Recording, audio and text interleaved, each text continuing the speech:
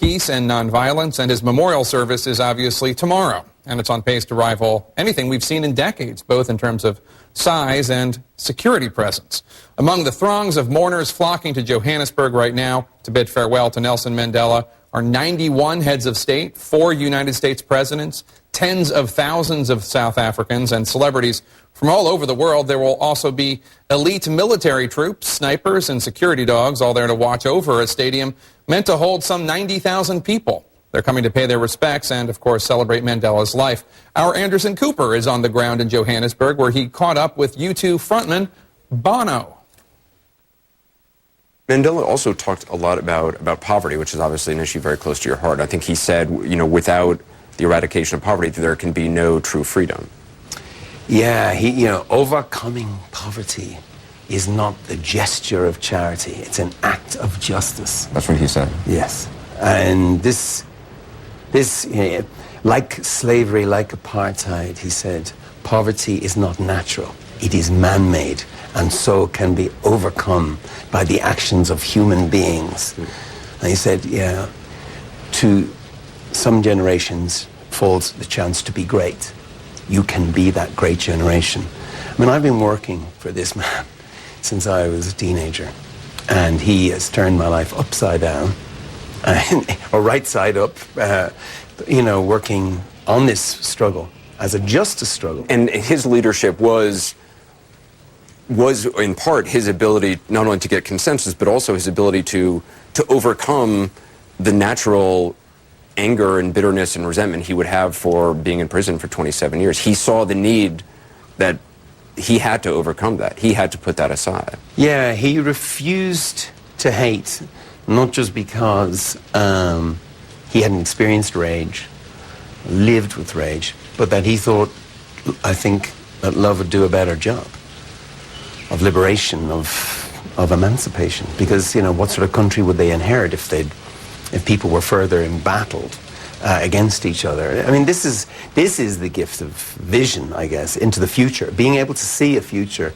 before it exists. I mean, that's probably his gift, isn't it? I mean, tonight, when you close your eyes, is there an image of Mandela that you have in your mind's eye? I mean, that you always kind of think of? I think of him being released from prison in 1990, leaving those prison gates with his arm up, Winnie Mandela by his side, that extraordinary moment when the world saw him for the first time. Is there, I mean, you know him personally, is there an image you have in your mind? Open face, open mind, laughter, big, long, laughter.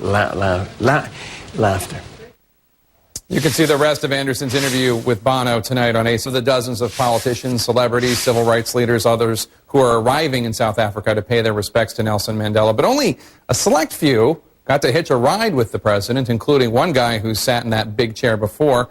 The Ex-President's Club has been called the most exclusive one in the world, and they've been depicted as a super group of superheroes by SNL. But what happens in reality when you're stuck on a 19-hour flight with someone who has spent years repudiating everything you stand for? Well, actually, it can mean beautiful things. The world is quickly preparing for what may be the largest gathering of heads of state since Winston Churchill's funeral in 1965. Representing the U.S. alone will be Presidents Barack Obama, George W. Bush, Bill Clinton, and Jimmy Carter, comprising one of the most prestigious frequent flyer clubs in the world. Today, Air Force One departed for South Africa, where more than 90 world leaders are planning to attend Nelson Mandela's Memorial Tuesday in Johannesburg. Inside Air Force One, the Obamas and George W. and Laura Bush, along with former First Lady Clinton. The former President Bill and daughter Chelsea are flying from an event in Rio and linking up with the rest of the club tomorrow. President George H.W. Bush, who's been in poor health for some time, will not be making the trip. Together, they're set for an almost 20-hour flight, even though there's only one bed on board.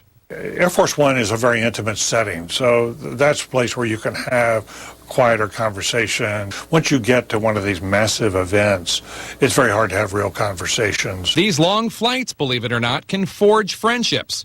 In 1981, President Ronald Reagan could not attend the funeral of Egypt's Anwar Sadat. so he enlisted Richard Nixon, Gerald Ford, and Jimmy Carter to attend instead. The flight was said to be initially awkward and very long, but one notable friendship emerged, evident at Ford's funeral more than 25 years later, when Jimmy Carter eulogized his longtime friend. For myself and for our nation, I want to thank my predecessor. Fast forward to 1992, Bill Clinton and President George H.W. Bush were fighting a bitter presidential contest. But 7 years later, when they traveled together to attend the funeral of Jordan's King Hussein in 1999, that ice began to thaw. And now they're partners in philanthropy all over the world. Such a gathering of most or all living presidents is typically reserved only for monumental, usually sad events. The journey itself holds the potential for conflict and resolution on a first-class scale. It's going to make a big difference in the atmospherics on Air Force One with George W. Bush there with his successor. That President Bush has been so reserved in making any negative comments. He's not second-guessing his successor, and I think that the Obama people really appreciate that. This gang has seen more of each other than usual. In April, the group suited up to attend the dedication of the George W. Bush Presidential Library in Texas. Then in August, Clinton, Obama, and Carter joined forces to honor the 50th anniversary of the March on Washington. No former president likes to be marginalized. They've always been the center of attention. And here we're going to have 3 formers and a current president, 4 centers of attention. That's a lot to juggle. But for all their smiles, a stage shared by leaders can seem rather small at times. So safe travels to our nation's leaders today. May you get along well with your seatmate. We're told that Air Force One just made a refueling pit stop in Senegal, which means the presidents are well on their way to South Africa and probably playing Sudoku together by now. One can hope. Coming